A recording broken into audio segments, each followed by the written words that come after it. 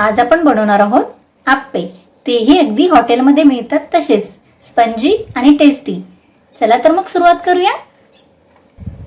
तर त्यासाठी इथे मी या वाटीने 2 वाटी बारीक रवा घेतलेला आहे। त्याच वाटीने आपण यामध्ये 1 वाटी आंबट दही घालायचे आहे। म्हणजे आपण जितका रवा घेऊ त्याच्या निम्म्या प्रमाणामध्ये आपल्याला आंबट दही घ्यायचे आहे। दही शक्यतो आंबटच घ्यावे, कारण त्यामुळे फर्मेंटेशन छान होते आणि आप्पे स्पंजी होतात। हे मिक्स करून घेऊ। आता आपल्याला यामध्ये थोडे थोडे पाणी घालायचे आहे आणि बॅटर बनवून घ्यायचे आहे।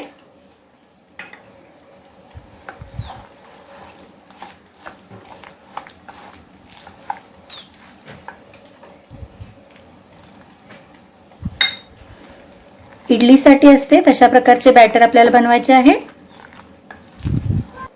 हे पहा, अशा प्रकारची कन्सिस्टन्सी व्हायला हवी।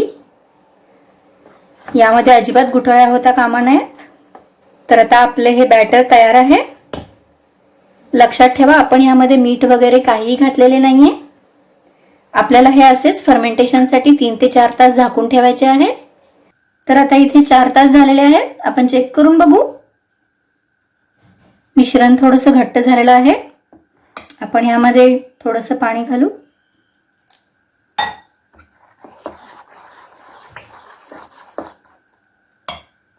आता यामध्ये घालू पाव चमचा बेकिंग सोडा आणि चवीनुसार मीठ।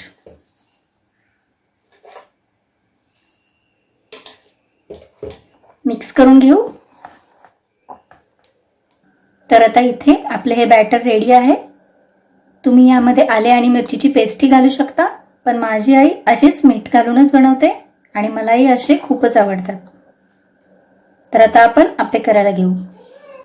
तर इथे गॅसवर मी हा आप्पे पॅन ठेवला आहे। आपण त्यावर ऑइल ब्रश करून घेऊ।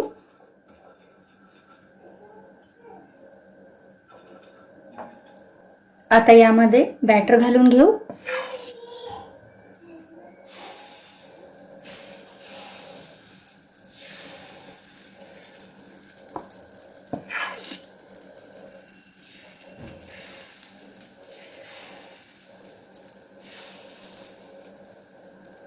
आता यावर झाकण लावून 1 ते 2 मिनिटे ठेवू। गॅस लो टू मीडियम वरच ठेवायचा आहे। 2 मिनिटे झालेली आहेत। आपण चेक करून बघू।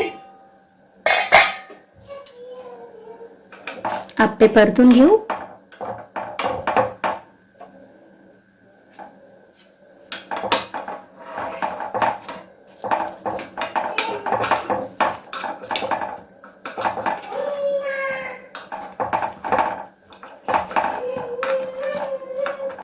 वरून परत थोडेसे ऑइल ब्रश करू।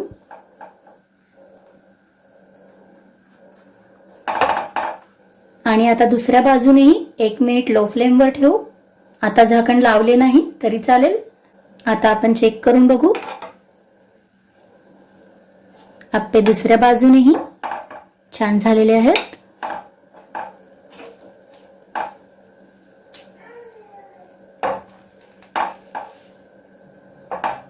शिजले आहेत। तर आता आपण आप्पे प्लेटमध्ये काढून घेऊ।